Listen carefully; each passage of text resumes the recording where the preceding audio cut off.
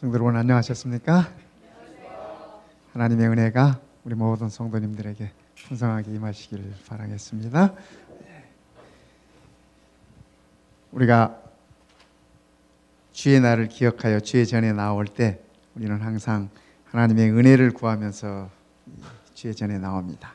하나님의 말씀 보겠습니다. 누가복음 4장 25절부터 있는 말씀 보겠습니다. 아까 우리 이장로님께서 읽어주셨던 바로 그 말씀입니다. 네. 함께 읽어볼까요? 25절부터 27절까지 우리 함께 읽어보시겠습니다. 내가 참으로 시작. 내가 참으로 너희에게 이르노니 엘리야 시대에 하늘이 3년 6개월간 닫히어 온 땅에 큰 흉년이 들었을 때 이스라엘에 많은 과부가 있었을 때 엘리야가 그중 한 사람에게도 보내심을 받지 않고 오직 시돈 땅에 있는 사렙다의 한 과부에게 뿐이었으며 또 선지자 엘리사 때에 이스라엘에 많은 나병 환자가 있었을 때 그 중에 한 사람도 깨끗함을 얻지 못하고 오직 수리아 사람 나아만 뿐이었느니라. 여러분, 이 말씀을 읽을 때 어떤 느낌이 오세요?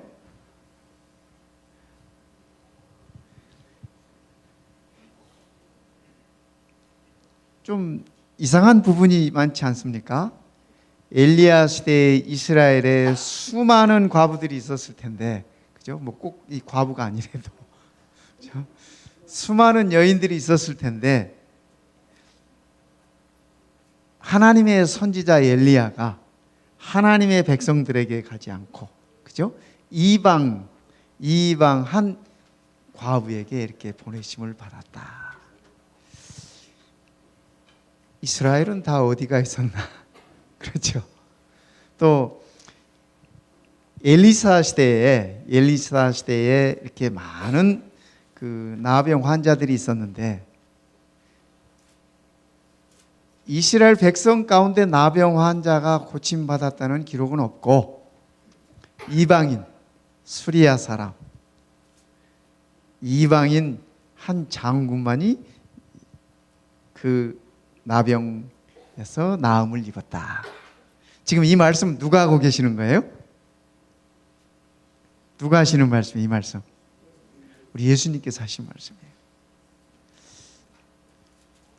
예수님께서 이 말씀을 왜 하셨을까? 여러분이 누가복음 4장을 이렇게 읽어보시면 예수님께서 이제 메시아로서 침례 받으시고 시험 받으시고 돌아오셔가지고 공생애를 시작하시면서 맨 먼저 이렇게 초기에 가신 곳이 그분의 고향입니다. 예, 나사렛에 이렇게 가셨어요. 그런데 고향 사람들이 예수님을 어떻게 했어요?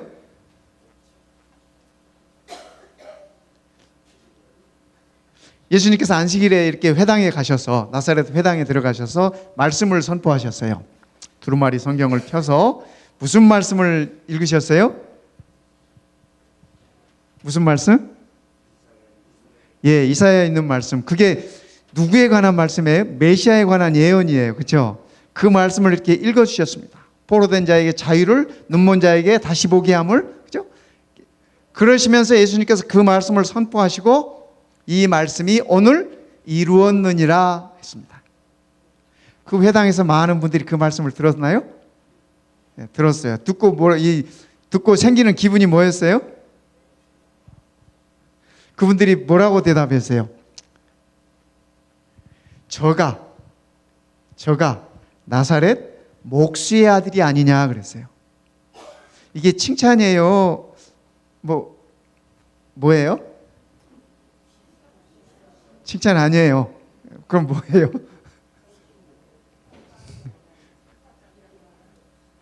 요즘도 이런 일이 좀 있나요? 이 교회 안에서 잘 자라가지고 장로가 됐어. 잘 자라서 장로까지 됐어. 어렸을 때부터 기저귀 찰 때부터 다 봐오셨어. 그럼 뭐라 그래요? 우리 다 알죠? 뭐라 그러시는지. 우리 저쪽에 있는 그 영어권에 있는 그 이 장년들에게 그런 소리 절대로 하지 마시기 바랍니다. 아무리 사랑스러워도 그런 말씀 하지 마시기 바랍니다. 그죠? 그분들도 어른이에요. 세계를 움직이시는 분들은 다 40대예요. 그렇지 않습니까? 우리가 보기에는 다 어리게 보이고 사랑스럽게 보인다 할지라도, 근데 고향이라는 것이 그래요. 고향이라는 것이 그래요. 나사렛 사람들이 예수가 어려서부터 어떻게 자랐는지 다 보았어요. 목수 요셉의 아들로서 어떻게 컸는지 다 보았어요. 그런데 어느 날 나이 30이 넘어서 회당에 와서 안식일에 말씀을 선포하고, 그죠? 이 말씀이 오늘 너희 중에 이르렀느니라 할 때 그들은 그 말씀을 선지자의 말씀으로 받아들이지 못했어요. 그리고 평소에 봐왔던 예수의 모습만, 늘 저기 그 목공소에서 일하고 먼지 끼어 있고 꾀죄죄 해가지고 이렇게 가난한 목수 집안에 옷신들 제대로 넉넉했겠습니까? 그렇죠? 늘 봐왔던, 마을에서 늘 봐왔던 그 청년이에요. 그 청년이에요. 그런데 자기가 메시아래요. 유대인들이 기가 따갑게 어려서부터 어른이 될 때까지, 죽을 때까지 들어오던 그 말씀을 읽어주면서 내가 그라고 얘기해요. 그라고 얘기해요. 그래서 못 받아들인 겁니다. 못 받아들인 거예요. 나중에 그 일 때문에 여러분이 누가복음 이 4장을 끝까지 읽어보시면 그 일 때문에 예수를 잡아다가 낭떠러지에서 밀어뜨려서 죽이려고까지 했어요. 이 고향 사람들의 분노가 느껴집니까? 예수님께서 선지자가 고향에서 이렇게 대접을 받지 못하느니라 라고 말씀을 하시면서 그 와중에 이 말씀을 주신 거예요. 벌써 수백 년 전에 있었던 그 사건을 얘기하고 계세요. 엘리야 시대에 이스라엘에 3년 반 동안, 여러분 잘 아시잖아요. 엘리야가 기도해가지고 하늘을, 창문을 꼭 닫아버렸잖아요. 아합 왕 때 말입니다. 그래서 비가, 온 백성들이 흉년 때문에, 기근 때문에 궁핍하게 살 수밖에 없는 그때에 엘리야가 이 사르밧 과부를 찾아가지 않습니까? 왜 찾아갔어요? 엘리야가 이 과부를 왜 찾아갔어요? 배가 고파서. 엘리야 선지자가 이 사르밧 과부 왜 찾아갔어요? 소식 못 들었어요? 우리가 이렇게 성경을 읽으면서 그런 것들은 다 이렇게 놓치면서 읽어요. 그죠? 하나님께서 엘리야에게 사르밧 과부에게 가라고 명령하셨어요. 하나님께서 보내셨어요.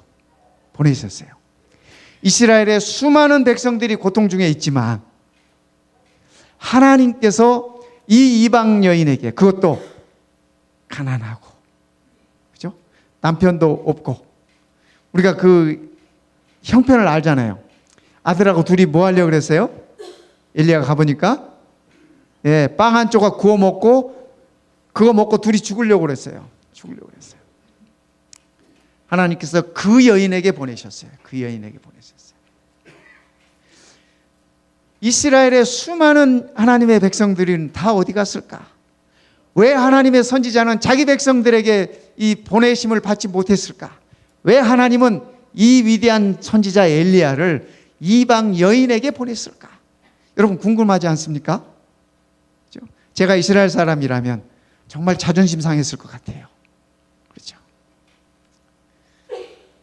하나님을 하나님으로 인정하지 않고, 하나님을 하나님으로 받아들이지 않고, 전 국민이 왕부터 시작해가지고 왕후를 통해서 아합 왕, 이세벨 왕후, 전 국민들이 다 하나님을 떠나 있었습니다. 하나님을 떠나 있었어요. 그래서 하나님께서 이 사르밧 과부에게 선지자를 보내셨습니다. 이 과부가 선지자 엘리야를 알았어요? 몰랐어요? 아는 것 같아요? 모르는 것 같아요? 몰랐을까요?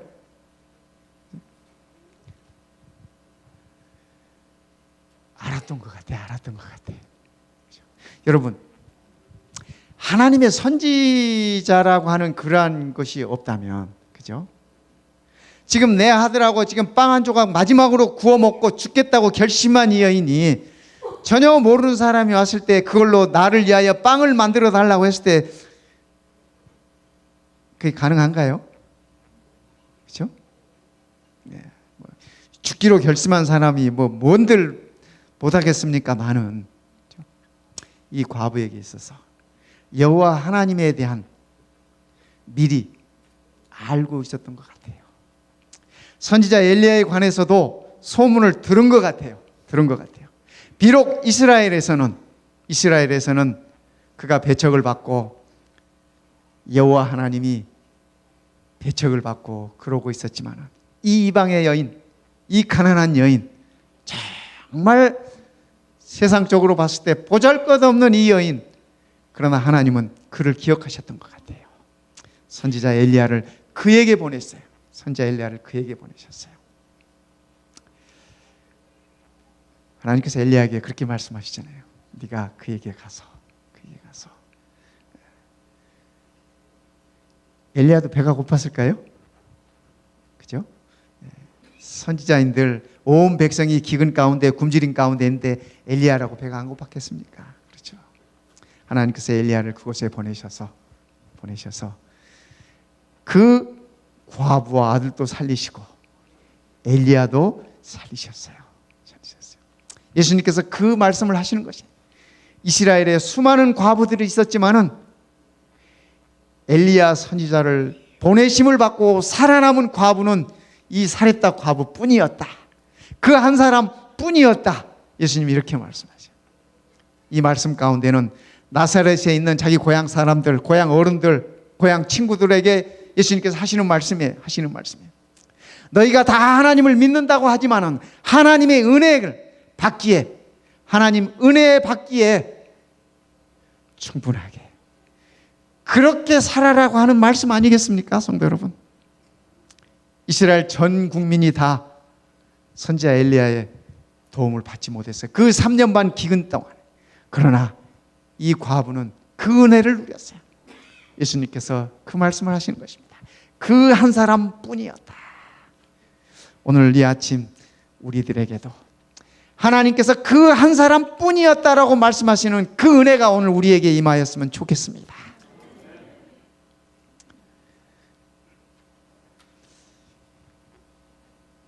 다음에 보내심을 받은 사람은 이제 시대가 바뀌었네요. 이스라엘의 왕도 바뀌었어요. 선지자도 바뀌었어요. 그 엘리야는 떠나가고 엘리사가 이스라엘의 선지자일 때 이스라엘에도 문둥병자가 많았을 텐데 이 수리아 나라에 왕 밑에 있는 군대 장관이 문둥병에 걸렸어요. 참, 얼마나 기가 막힙니까? 성경은 그렇게 적고 있잖아요. 이 나아만 장군에 관해서 적으면서 그가 왕의 총애를 받고 권력도 있고 재물도 많고 그에 대해서 설명하면서 그러나 그가 문둥병 환자였더라 이렇게 적고 있어요. 여러분, 아무리 세상에 권력이 많고 아무리 재물이 많고 아무리 존경을 받아도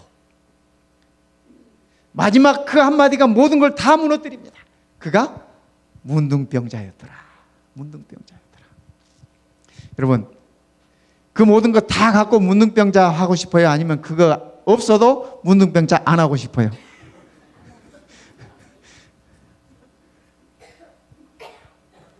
그런데 이 나만은 참 곁에 사람을 잘 둔 것 같아요.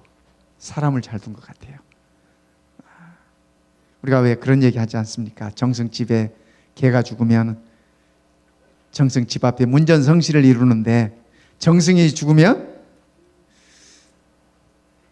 사람 그림자도 찾기 보기 힘들다 이런 표현들 하잖아요. 그런데 이 나만의 훌륭했던 점이 제가 보니까 곁에 좋은 사람들을 많이 둔 것 같아요. 그가 여호와 하나님을 알았어요, 몰랐어요? 몰랐어요. 자기 신에, 자기 나라에서 섬기는 그 신에 열심인 그런 사람이었잖아요. 네, 문둥병이 걸렸어. 어느 날 저 이스라엘에서 붙잡아온, 그죠? 이스라엘에서 볼모로 잡아온, 포로로 잡아온 한 작은 소녀를 집에 몸종으로 쓰고 있었어요. 이 소녀가 자기 집 주인이 문둥병이 걸린 걸 알았어요. 어떻게 알았는지 모르지만, 그렇죠? 아마 뭐 집안에서 아니면 미세스 나아만하고 얘기하는 걸 들었든지 뭐 어쨌든 뭐 알았어요. 그 중요한 비밀을 말입니다. 그래서 여주인에게 얘기하지 않습니까? 우리 집 주인이 저 이스라엘에 있는, 우리나라에 있는 선지자를 만나면은 나음을 받을 수 있을 텐데요. 이렇게 얘기했어요. 여러분 같으면 그 소녀의 말을 듣겠습니까? 한 대 지어박으면서 야, 말도 안 되는 소리 하지도 말아라. 엘리사가 위기에 문둥병을 낫게 한단 말이냐, 이렇게 무시해버릴 수도 있었습니다. 대부분 그렇게 할 수 있어요. 그런데 이 미세스 나아만은 그렇게 하지 않았어요. 어떻게 하면 남편을 살릴 수 있을까? 지푸라기라도 잡겠다고 하는 심정으로 나아만에게 얘기하고, 이 나아만도 그 말을 이렇게 받아들이지 않습니까?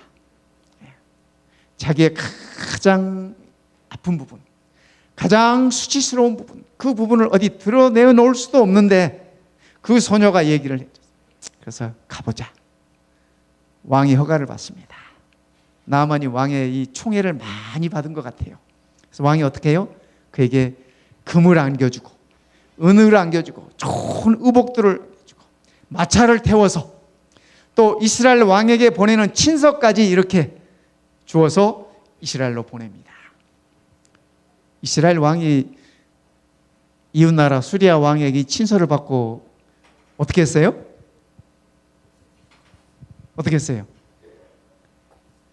이거는 우리나라를 치겠다는 얘기다. 그러면서 그의 옷을 찢으면서 슬퍼했어요. 여러분, 옆에 있는 강대국이 약소국인 우리나라에게 우리나라가 할 수 없는 일을 요구한다는 것은 우리나라를 먹겠다는 얘기잖아요. 그래서 이스라엘 왕이 그렇게 이해했습니다. 그래서 그 수리아 왕의 친서를 보고 그의 옷을 찢으면서 슬퍼했어요. 엘리사가 그 소식을 듣습니다. 왕이 왜 옷을 찢었습니까? 왕이 옷을 찢는다고 하는 사실은 가장 슬픈 일이 있거나, 그죠? 왕으로서 견딜 수 없는 일이 있을 때, 생겨날 때 일어날 수 있는 일이거든요. 소식을 들으니까 옆에 수리아 나라에서 이 군대 장관이 왔는데 그가 문둥병입니다. 그 문둥병을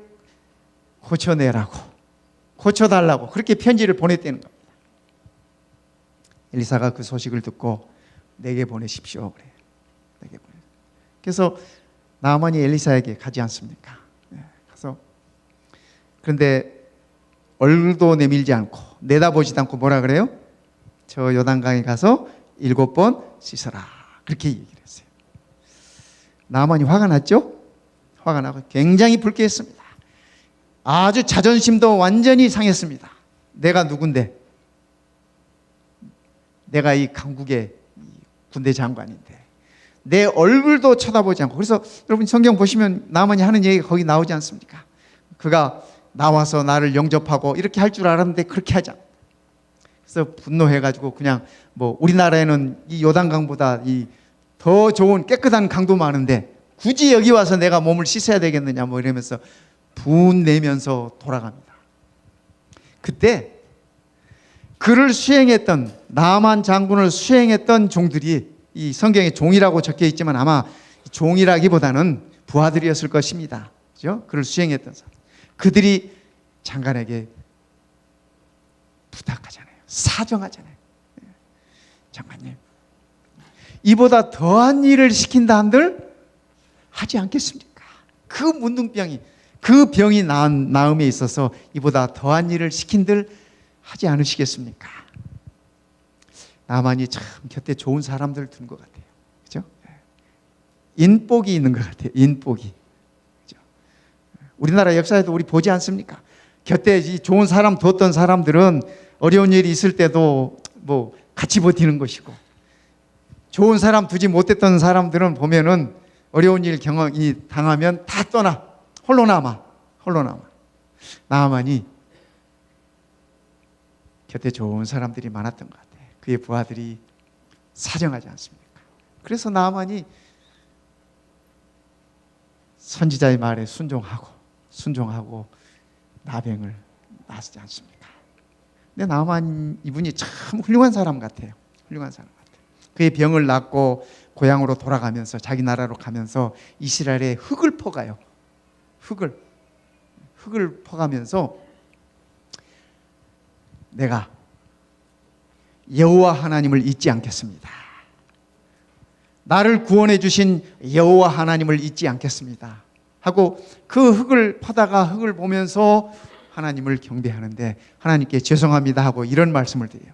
내가 왕을 모시는 자로서 우리의 왕이 그의 신을 섬기는데 왕이 나를 의지하여 신전에 들어가기 때문에 내가 죄송하지만 왕을 모셔야 되는 사람이기 때문에 왕을 모시고 신전에 들어갈 것입니다. 그러나 여호와 하나님 나를 잘 봐주십시오 이렇게 얘기해.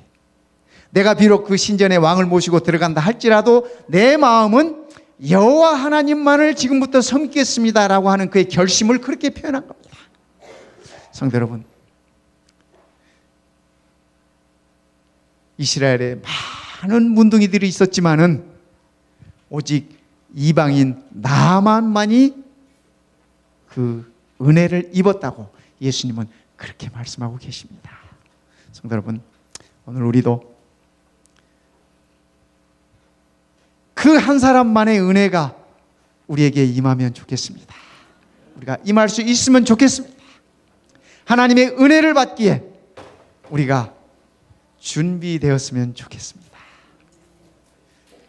우리 재림교인들이 제일 이렇게 말씀하시기 좋아하는 것이 세천사 기별이에요. 세천사 기별. 여러분, 세천사의 기별이 뭐죠? 첫째 천사가 뭐죠? 네? 창조주 하나님을 기억하라. 감사합니다. 두 번째는 뭐예요? 네?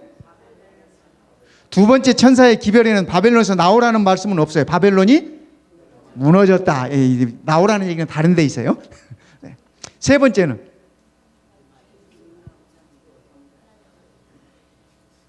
뭐예요? 짐승의 표를 받지 말고 하나님의 인을 받아라. 손과 이마에, 그죠? 짐승의 표를 받지 말아라. 그러면 여러분, 이 세 천사의 기별을 한마디로 표현할 수 있겠어요? 창조주를 기억하라고 하는 말씀은 여러분들 오늘 이 안식일에 왜 여기 나와 계세요? 창조주를 기억하기에 우리가 오늘 이 자리에 나와 있습니다. 그렇죠? 예. 안식일은 우리를 창조해 주신 분에게 우리가 예배 드리는 날이에요. 그렇죠?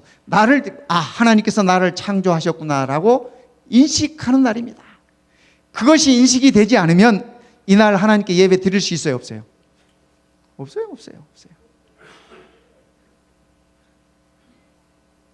어제 그제 어떤 젊은 분이, 제가 이 커뮤니티에서 만난 분인데 그분이 제게 그런 질문을 하세요. 목사님의 교회에서도 이 부활절 일요일에 이 예배 드리는 대신에 이 토요일에 부활절 예배 드리십니까? 그렇게 저한테 물으시더라고요. 그러니까 우리는 토요일에 예배 드리니까 뭐든지 다 토요일에 아마 드린다고 생각을 하는 모양이에요. 그래서 제가 그분에게 물었어요. 예수님 언제 부활하셨죠? 어느 요일에 부활하셨어요? 그랬더니 일요일에 하셨죠. 그래서 그러면 부활절 예배를 드린다면 일요일에 이 예수님이 부활하셨으면 그날 예배 드리는 게 맞겠는데? 네, 그랬어요. 근데 그러면 목사님 교회에서는 일요일 날 부활절 예배 드리세요? 그러더라고요. 제가 그래서 그분하고 이 부활에 관해서 길게 얘기를 나눴습니다만, 어쨌든 제가 그 얘기를 하고 싶은 게 아니라 창조주 하나님을, 그죠? 기억한다라고 하는 사실은 하나님께, 그죠? 하나님께 우리가 바른 예배를 드리는 겁니다. 아무 때나 예배 드리는 게 아니에요. 그죠? 그죠? 안식일 예배는 안식일에 드리는 게 맞아요. 그래야 돼요. 그러면 바벨론이 무너졌다고 하는 얘기는 뭐예요? 아까 이제 여기 바벨론에서 나오라고 그러셨는데, 맞아요. 바벨론에서 나오라는 얘기인데, 바벨론이 어디입니까? 세상이 바벨론이에요. 우리는 어디서 살아요, 지금요? 그럼 우리는 나온 거예요, 안 나온 거예요?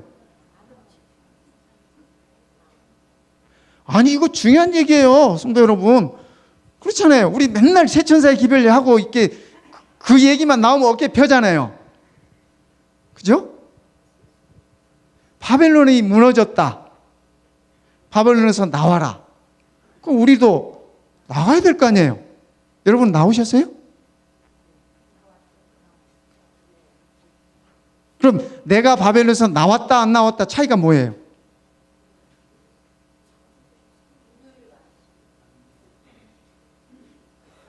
일요일 안 지키니까 나온 거라고요? 아, 그거는 어디 가서 절대 그런 말씀 하지 마세요.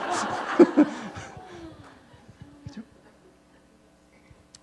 우리가 이 세상에 있으면서 바벨론에서 나왔다고 하는 얘기는, 그렇죠? 우리가 하나님만을 섬긴다고 하는 그것 외에는 없어요. 내 안에 예수 그리스도가 내 안에 계시다고 하는 그 사실 외에는 없어요. 구별 지을 수 있는 것이 없어요, 성도 여러분. 가끔 우리는 개신교인들을 가리켜서 일요일 교회, 일요일 교인 이렇게 얘기하잖아요. 그럼 우리는 토요일 교인입니까? 이런 그 어휘도 우리가 사용 안 하는 게 좋을 것 같아요.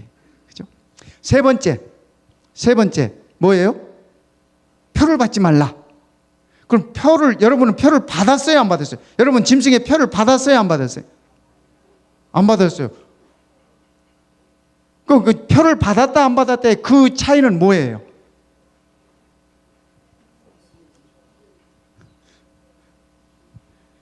우리가 요한계시록 공부도 열심히 하고, 그죠? 뭐 세천사의 기별도 열심히 하지만 가장 쉽고 가장 간단하게 이 대답할 수 있는 것들은 우리가 미스하고 있어요. 짐승의 표를 받았다? 어디에다가? 이마에다가. 또 어디다가? 손에다가. 여러분 오늘 안식일 예배가 끝난 다음에 집으로 돌아가시면서 한번 살펴보시기 바랍니다. 이마에나 손에 도장 찍고 다니는 사람 있는지. 예수님 오실 때까지 이마에나 손에 도장 찍고 다니는 사람 여러분이 눈 씻고 봐도 없어요. 기대도 하지 마세요. 누가 여기다 도장 찍고 여기다가, 그죠? 없어요. 그럼 이 의미가 무엇인가? 그렇죠? 우리 다 알잖아요. 우리의 생활의 중심이, 내 사고의 중심이, 내 삶의 중심이, 손은 삶을 가리키는 것입니다. 그죠? 빌라도가 예수님 넘길 때 손을 씻었잖아요. 그건 무슨 의미예요? 나는 상관없다 그 얘기입니다. 그죠? 짐승의 표를 손에 받고 산다고 하는 얘기는, 그죠? 그 짐승의 영향권 안에서 짐승의 생각으로, 짐승의 가치관으로 그렇게 살아간다고 하는 얘기입니다. 우리가 하나님의 인을 받았다고 하는 얘기는, 제가 여기 하나님의 도장 찍고 다닙니까?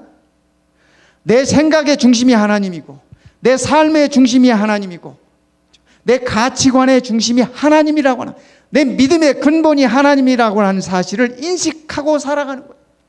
그래서 세 천사의 기별을 한마디로 얘기하면, 첫째 천사, 둘째 천사, 셋째 천사 한마디로 얘기하면은 예배에 관한 얘기입니다. 바벨론에서 나오는 것도 참 하나님을 경배하는 것이고, 우리의 삶의 중심이 하나님 되는 것도 참 하나님을 예배하는 것이고, 창조자 하나님을 기리는 것이고. 그래서 우리가 기억할 것은 우리에게 베풀어진 은혜와 복음을 우리가 무시하지 마시기 바랍니다. 우습게 보시지 마시기 바랍니다. 경시하지 마시기 바랍니다. 예수님의 고향 사람들처럼 말입니다. 얼마나 큰 특권이었어요. 메시아가 오셔가지고 제일 먼저 나사렛 회당에서 메시아에 관한 말씀을 선포하셨어요. 그러면은 그분들이 특권을 받으셨어요? 그럼요. 고향 사람들이니까 그 특권 받은 거예요. 고향 사람들이니까. 예수님하고 동양이니까. 그들이 예수님을 무시하고 거절하고 내보내고 예수님께서 거기서 나오셔가지고, 그죠? 죽이려고 하니까 나오셔가지고 그 다음에 가버나움 회당으로 가세요. 누가복음 4장 얘기가 다 그 얘기예요. 그 다음에 가버나움 회당으로 가세요. 가버나움 사람들이 이제 그 덕을 보는 것입니다. 그죠? 그리고 그 안식일 오후에는 예수님께서 나가셔서 베드로 장모 고쳐주세요. 우리가 안식일이 어떤 날인지 예수님의 행적을 통해서도 우리가 쉽게 이해할 수 있습니다. 성도 여러분, 우리에게 주어진 은혜를 우습게 보지 마시기 바랍니다. 우리에게 주어진 이 복음의 기별을, 구원의 기별을 경시하지 마시기 바랍니다. 은혜는, 하나님의 은혜는 그런 자들에게, 하나님의 은혜를 소중히 여기는 자에게 임한다고 하는 사실입니다. 제가 말씀을 마치면서 성경에 없는 이야기 하나 해드릴게요. 예수님 그 말씀이 어디, 목사님 예수님 그 말씀이 성경에 어디 있습니까? 이렇게 따지면 안 돼요. 하루는 예수님이 제자들과 소풍을 가기로 했어요. 제자들이 하도 졸라서. 그래서 그러냐? 그럼 우리 소풍을 가자. 빌립이 말해요. 점심을 어떻게 할까요? 적어도 우리 식구들이 이 점심 이렇게 준비하려면 적어도 10데나리온은 있어야 될 텐데요. 예수님께서 걱정하지 말아라. 걱정하지 말아라. 너희들이 들고 갈 수 있는 만큼 무게의 돌을 가지고 가거라. 이렇게 일러주셨습니다. 그래서 다들 예수님 말씀대로 자기가 들 수 있는 만큼의 돌을 들고 이렇게 이제 소풍을 떠났습니다. 가룟 유다가 가만히 생각해 보니까 무슨 소풍을 가는데 돌을 들고 가냐? 예수님이 이해가 안 갔어요. 이해가 안 가. 그래서 자기 딴에는 머리 쓴다고 주머니에다가 조그만 조약돌 3개를 이렇게 담아 가지고 갔습니다. 그것도 돌은 돌이니까. 한참을 가다가 제자들이 이제 피곤해져서 돌까지 들고 가려니, 그래서 예수님 웬만하면 그늘 찾아서 여기서 소풍하십시다. 예수님께서 이렇게 보시더니 그러냐? 저기 무화과 나무가 있다. 우리 저 무화과 나무 밑에 가서 소풍하자. 거기 앉았습니다. 빌립이 다시 물어요. 선생님, 점심은 어떡하나요? 너희들이 가지고 온 돌들을 다 너희들 앞에 내려놓거라. 돌을 다 내려놨어요. 도마도 내려놓고 바돌로메도 내려놓고 다 내려놨어요. 예수님께서 손을 들어 축복 기도를 하셨어요. 축복 기도를 하고 아멘 하고 눈을 떴더니 그 돌이 빵이 됐어. 빵이. 김이 모락모락 나는 빵이 됐어. 이제는 점심을 먹자. 베드로가 먹어보니까 기가 막히게 맛있어. 요한도 먹어보니까 너무 맛있어. 유다도 먹었겠어, 안 먹었겠어요? 먹었지. 조그만 이 빵덩어리 3개 앞에 놓고 하나를 먹어보니 기가 막히게 맛있는 거야. 자기도 모르게 한숨이 푹 나왔어. 근데 한숨을 쉬고 나니까 이 빵 조그만 거 2개가 모래 속으로 쑥 들어가 버리는 거야. 그날 이 가룟 유다는 쫄쫄 굶었습니다. 그런데 예수님께서 하시는 말씀이, 얘들아, 너희들이 가지고 온 건, 자기가 가지고 온 것은 자기만 먹는 것이다. 이렇게 말씀을 하셨어요. 보아하니 베드로는 저 빵이 남을 것 같은데 얻어먹지도 못하고, 그날 유다는 쫄쫄 굶었습니다. 유다가 생각을 했어요. 내가 저 빵 한번 먹어보면 소원이 없겠다. 조그만 거 감질나게 맛만 봤잖아요. 그래서 생각하기를 소풍을 한번 더 가야 되겠다 생각을 했습니다. 그날부터 예수님을 조르기 시작했습니다. 예수님, 우리 소풍 한 번만 더 갑시다. 딱 한 번만 더 갑시다. 마음 좋으신 우리 예수님께서 그러냐? 그래, 그러면 날 잡아라, 소풍 가자. 그래서 나를 잡고 소풍을 갑니다. 빌립이 말해요. 예수님, 이번에는 우리가 무엇을 가져갈까요? 예수님께서 하시는 말씀이, 작은 돌멩이 3개씩 가지고 가거라. 이렇게 말씀하셨어요. 그래서 다른 제자들은 작은 돌멩이 3개씩을 이렇게 담고 이렇게 소풍을 떠났습니다. 가룟 유다가 생각하기를, 내가 한 번 속지 2번 속냐? 이딴만한 바위덩어리를 들고 낑낑거리면서 가는 것입니다. 다른 제자들은 발걸음도 가벼이 갈릴리 호숫가를 바라보면서 노래도 부르면서 이렇게 예수님과 더불어 소풍을 하는데, 가룟 유다는 땀을 뻘뻘 흘리면서 돌멩이 들고 지금 끙끙거리는 겁니다. 이 빵 먹을 생각에 다 지쳤어. 더 이상 못 갈 것 같아. 예수님, 예수님, 웬만하면 우리 여기서 그냥 이 점심 먹읍시다. 우리 예수님께서 그러자. 보아하니 무화과 나무가 또 저쪽에 또 이 많은 무화과가 열려 있는데 이 자리가 좋아요. 그래서 얘들아, 저 무화과 나무 아래서 우리 점심을 먹자. 소풍은 거기서 한다. 너희들이 가지고 온 돌들을 다 내려놓거라. 다들 이제 돌멩이들 꺼내놨어요. 가룟 유다는 자기가 가져온 걸 쿵 하고 내려놨어. 이제 예수님 기도만 끝나면 이제 이 맛있는 빵 원 없이 먹어보는 거예요. 그날따라 예수님께서 왜 이렇게 기도를 길게 하시는지, 여러분도 식사 기도 길게 하는 거 싫어하시죠? 네. 예수님께서 식사를 딱 하고 마치시고 아멘 했는데, 아멘 소리가 끝나기도 전에 가룟 유다가 눈을 번쩍 떠봤어요. 그랬더니 돌멩이가 그대로 있어요. 빵이 안 돼 있어요. 얼마나 실망했는지 몰라요. 그래서 예수님께 강력하게 항의를 했죠. 예수님, 어떻게 된 것입니까? 점심은요? 예수님께서 하시는 말씀이, 얘들아, 오늘 점심은 무화과다. 너희들이 가지고 온 그 돌멩이로 저 나무에 있는 이 돌멩이를 던져서 무화과를 따먹거라. 자기가 딴 것은 자기만 먹는 거다. 가룟 유다 배고프잖아요. 무화과 먹으려니까 자기가 가지고 온 돌멩이 이거 들어가서 아무리 던져봐도 이게 올라갑니까? 그날 또 가룟 유다는 쫄쫄 굶었어요. 베드로랑 빌립이랑 안드레랑 다들 그 잘 익은 무화과 맛있게 먹어가는데 침만 계속 흐르는데, 성도 여러분, 이 얘기는 성경에 없어요? 예수님의 말씀이, 예수님께서 우리에게 전해준 복음이 우리의 이성으로, 우리의 생각으로 이해가 되지 않는다 할지라도, 말이 안 된다 할지라도, 그렇죠? 순종하는 것이 필요한 것입니다. 은혜는 이런 자들에게 임하는 것입니다. 이런 순종하는 마음이 없으면 은혜가 와도, 은혜가 내게 임하여 와도 그게 은혜가 은혜인 것을 모르는 것입니다. 성도 여러분, 유다가 다른 제자와 똑같이 3년 반 동안 예수님 곁을 따라다녔습니다. 똑같은 배움을 받고 똑같은 이적을 보고 똑같은 가르침을 받았습니다.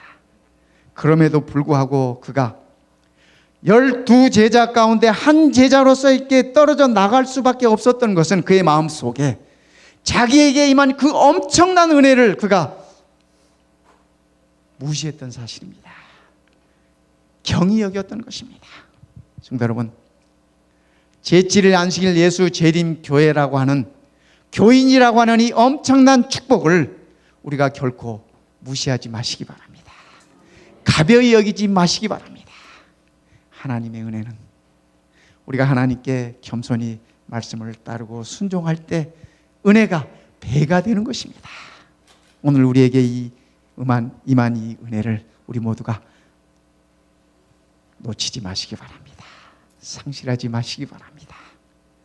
오늘 이 아침 예수님께서 말씀하셨던 이 은혜가 오늘 우리가 사르밧 과부이기를 바랍니다. 오늘 우리가 나아만 장군이기를 바랍니다. 하나님의 은혜가 우리 모두에게 풍성하게 임하실 것입니다.